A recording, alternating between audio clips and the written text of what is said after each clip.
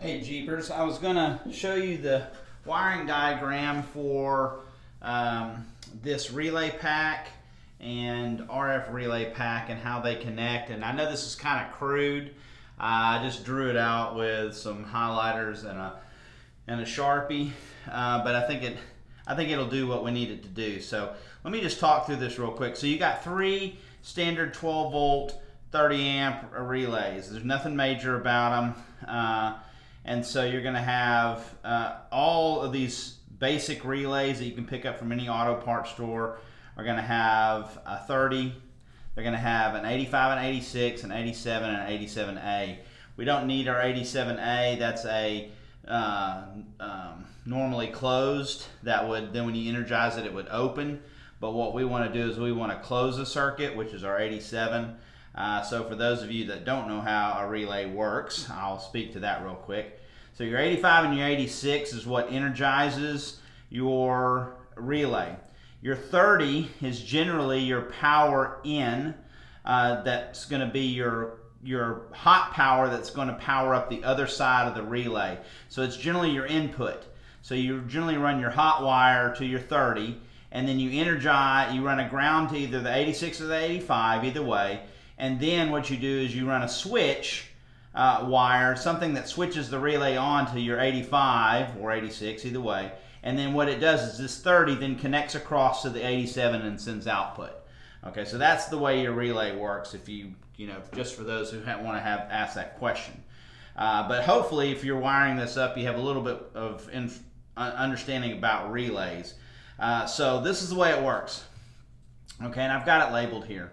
So your 30 is going to be your hot constant power.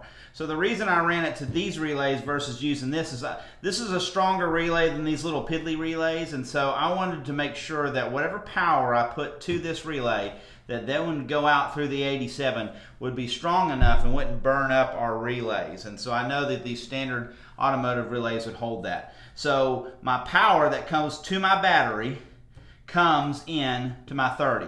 And then what I did was I jumpered it across and then jumpered it across. So all three of these get 12 volts from the battery.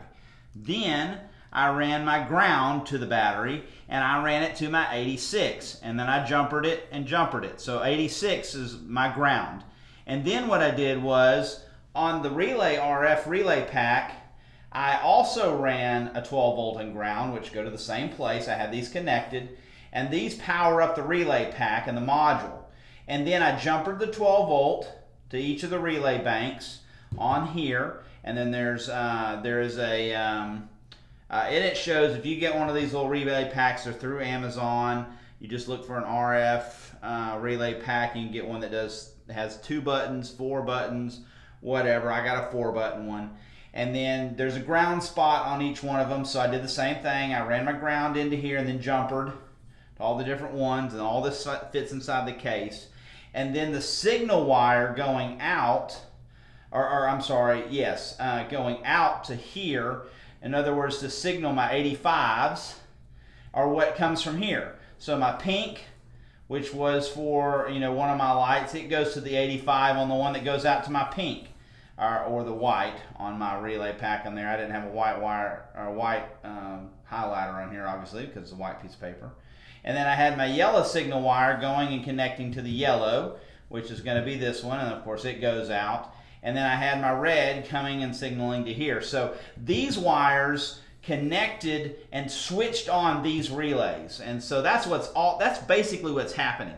In this situation, what I'm doing is, whether it's the remote or it's the, of course now the programmed HomeLink buttons, basically, when you press that button or press the button on the remote, it then switches this relay on, which then energizes, of course, all the relays because it's getting power from the battery. It energizes the relay, sends a signal wire out that then turns on this relay, which then sends power out to the prospective light.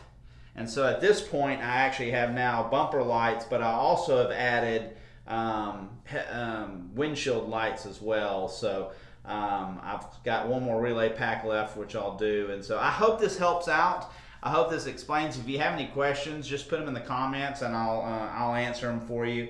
And but I think this is a really good option.